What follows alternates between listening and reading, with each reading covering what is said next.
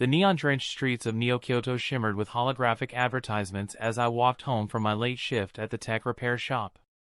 Rain pattered against the transparent steel canopies overhead, creating a rhythmic symphony that masked most street sounds. That's probably why I didn't hear her approach. One moment I was alone in the alley shortcut. The next, a woman materialized from the shadows, auburn hair with distinctive russet highlights, amber eyes that seemed to glow in the dim light, and those unmistakable vulpine ears twitching atop her head. Before I could react, she grabbed my wrist with surprising strength, her sharp canine sinking into the flesh of my forearm. I looked down at her, then at the bite, then back at her face. "Huh," I said, genuinely fascinated. "That's new." Her eyes widened in shock. She released my arm immediately, stumbling backward. Blood, my blood, stained her lips as she stared at me like I'd grown a second head. "You're not screaming," she breathed, her voice carrying a melodic quality that reminded me of wind chimes. "Should I be?" I examined the wound with clinical interest, watching the puncture mark sweep crimson. The pain registered as a dull throb, nothing compared to the time I'd accidentally welded my thumb to a circuit board. "Is this a venom thing? Should I be worried about transforming or dying in the next few minutes?" She continued to stare, her fox-like tail, which I hadn't noticed before, swishing with agitation behind her. You're not afraid of me?" "I mean, I'm a little annoyed you bit me without asking," I said, pulling out the medikit from my jacket pocket. Everyone carried one in Neo-Kyoto, the city was too dangerous not to. "But afraid?" "Not really. You're clearly hybrid, Vulpine variant, if I'm guessing correctly. Rare, but not unheard of." I sprayed antiseptic on the wound, and she flinched at the sound as if I'd fired a weapon. "My name's Elias," I offered, wrapping a bandage around my arm. "And you are?" "This isn't how this is supposed to go," she whispered, almost to herself. Her ears flattened against her skull in what I recognized as confusion or distress. "You should be terrified. You should be running. You should be calling the peacekeepers?" I finished. "Look, I don't know what you're testing or why you chose me, but I've lived in this city long enough to know that hybrid folks don't just randomly attack people without reason. So what's really going on here?" She studied me for a long moment, her amber eyes searching my face for something. Whatever she found there made her shoulders relax slightly, though her tail continued its anxious movements. "My name is Kira," she finally said. "And you just became either my greatest asset or my biggest problem." Kira led me deeper into the alley, her movements fluid and predatory. We stopped at what looked like a dead end, but she pressed her palm against a section of brick wall. It shimmered and revealed a hidden doorway, old tech, pre-war stuff that most people thought was myth. Inside, the space opened into a surprisingly cozy apartment. Warm lighting, actual paper books on shelves, and the scent of jasmine tea. It contradicted everything about the dangerous woman who'd just bitten me. "Sit," she commanded, gesturing to a plush couch. When I complied, she began pacing, her tail swishing. "The bite was supposed to trigger your fear response. All humans have it, a primal terror of predators. It's biological, unavoidable." "But I didn't react that way," I said, watching her move. There was something hypnotic about her gait, the way her body moved with an animal grace that no fully human person could replicate. "No, you didn't." She turned to face me, and I saw vulnerability in those amber eyes. "Elias, have you ever wondered why hybrid genetics suddenly appeared 30 years ago? Why the government claims it was natural evolution?" I leaned forward, intrigued.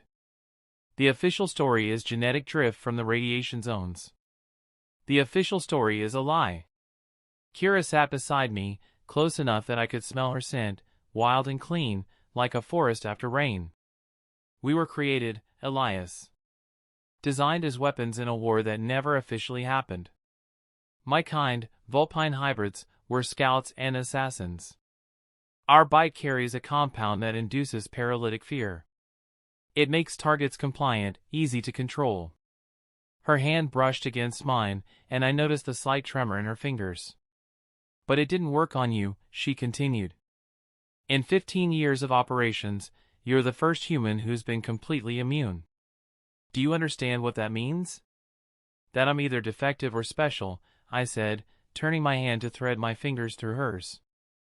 The gesture was bold, but something told me Kira needed the contact. Which is it? She stared at our joined hands, her ears twitching forward in surprise. I don't know yet. But there's a faction hunting people like you, humans who show resistance to hybrid abilities. They're called the purists, and they believe anyone immune to our conditioning is a threat to the established order. And you? I asked softly. What do you believe? Kira met my gaze, and the intensity there made my breath catch. I believe that you might be the key to freeing my people from the control protocols we're still forced to follow. The bite doesn't just create fear, Elias. It's how they track us, how they ensure our loyalty. She moved closer, her voice dropping to a whisper. I believe you might be the first person I can truly trust. The distance between us evaporated as she leaned in, her breath warm against my neck. Kira's lips brushed against the bite mark on my arm, sending an unexpected shiver through me. I can feel it, she whispered. The compound in your bloodstream, it's active, but it's not affecting you. Your body is neutralizing it somehow. Her tongue traced the edge of the wound in a gesture that was both clinical and intimate. I should have pulled away, should have questioned this sudden intimacy with a woman who'd attacked me an hour ago. Instead, I reached up and gently touched one of her fox ears. She froze, a soft gasp escaping her lips.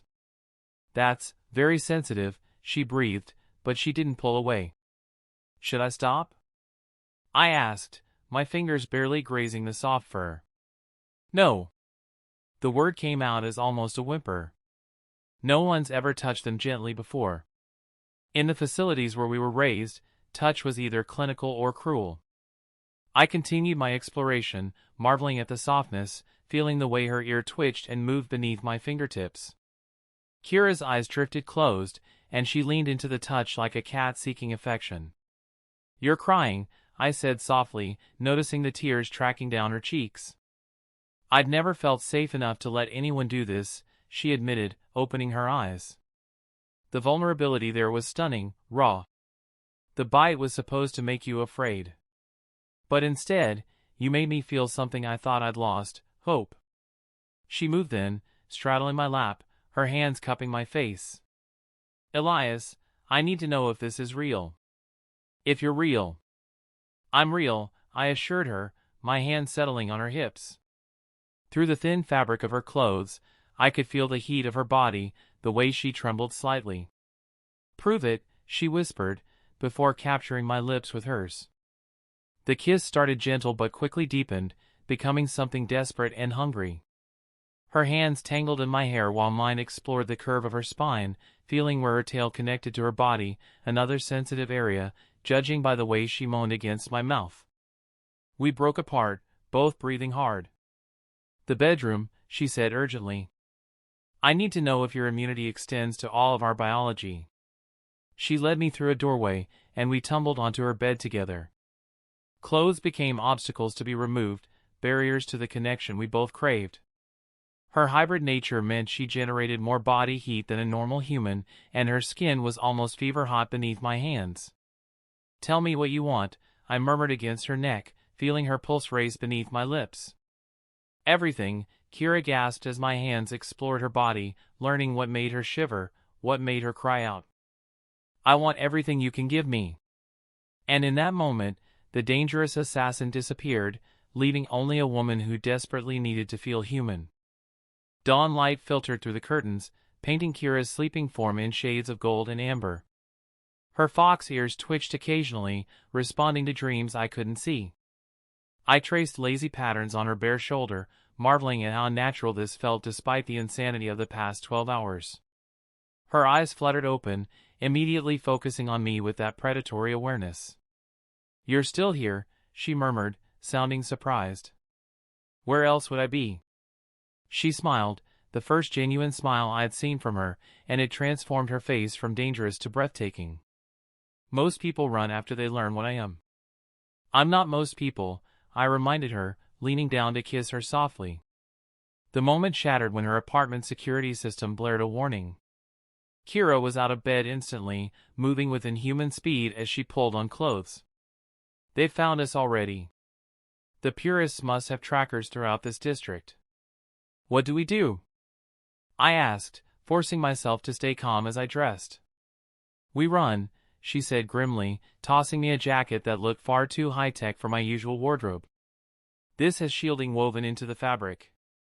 It'll mask your biosignature for a few hours. We made it to the hidden exit just as the main door exploded inward. 3 figures in tactical gear swept into the room, weapons raised.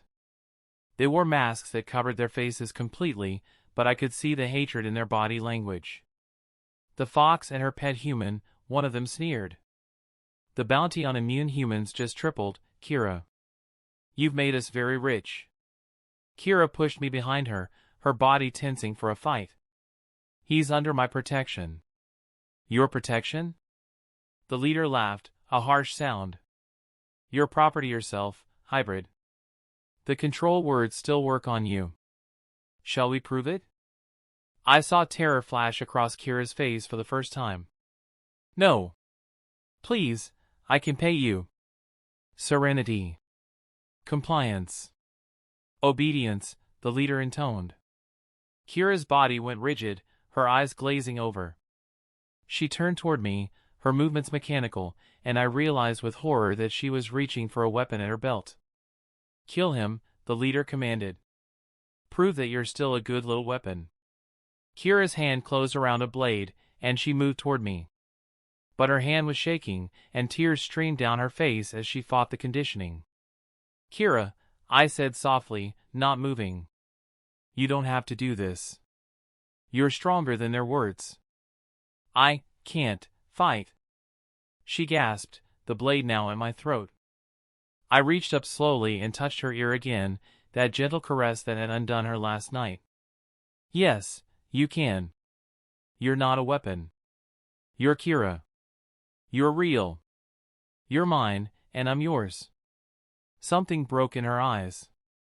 The blade clattered to the floor. And then she turned on the purists with a snarl of pure rage. The fight was brutal and swift.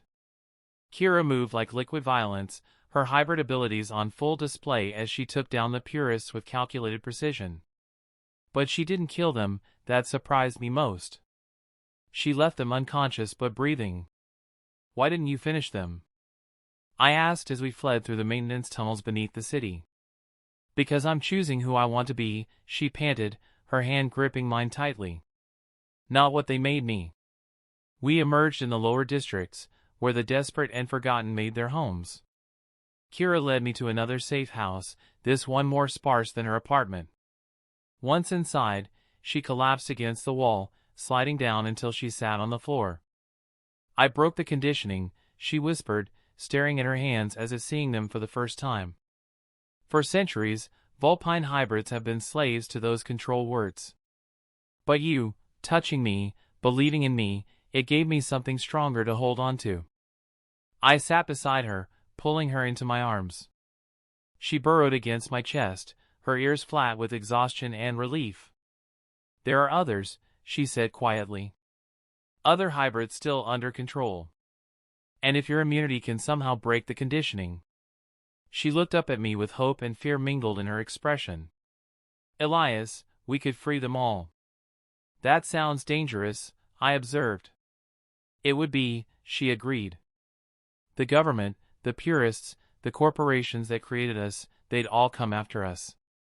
We'd be fugitives for the rest of our lives. I considered this, thinking about my mundane life in the tech shop, my small apartment, my routine existence. Then I thought about Kira, fierce, vulnerable, extraordinary Kira, and the choice became obvious. So when do we start? Her eyes widened. You do this? Give up everything for people you don't even know? I'd do it for you, I corrected, tilting her chin up to meet my gaze. But yes, for them too. No one deserves to be a slave. Kira kissed me then, pouring every ounce of gratitude, desire, and desperate affection into the gesture. When we finally broke apart, Both of us were breathless. I have contacts, she said, her strategic mind already working. Other hybrids who've been questioning their conditioning. If we can gather them, create a network. We'll figure it out together, I promised. But Kira? I need you to know something. Last night wasn't just about breaking your conditioning or discovering my immunity. It was real for me. You're real to me. She smiled, that beautiful, genuine smile that I was already addicted to. You're real to me too, Elias. The first real thing I've had in my entire life. Outside, the neon lights of Neo-Kyoto flickered and danced, indifferent to the revolution that had just begun in a tiny safe house in the forgotten districts. But as Kira and I held each other, planning our impossible mission, I knew that everything had changed. All because a Vulpine woman bit me, and I didn't react how she expected.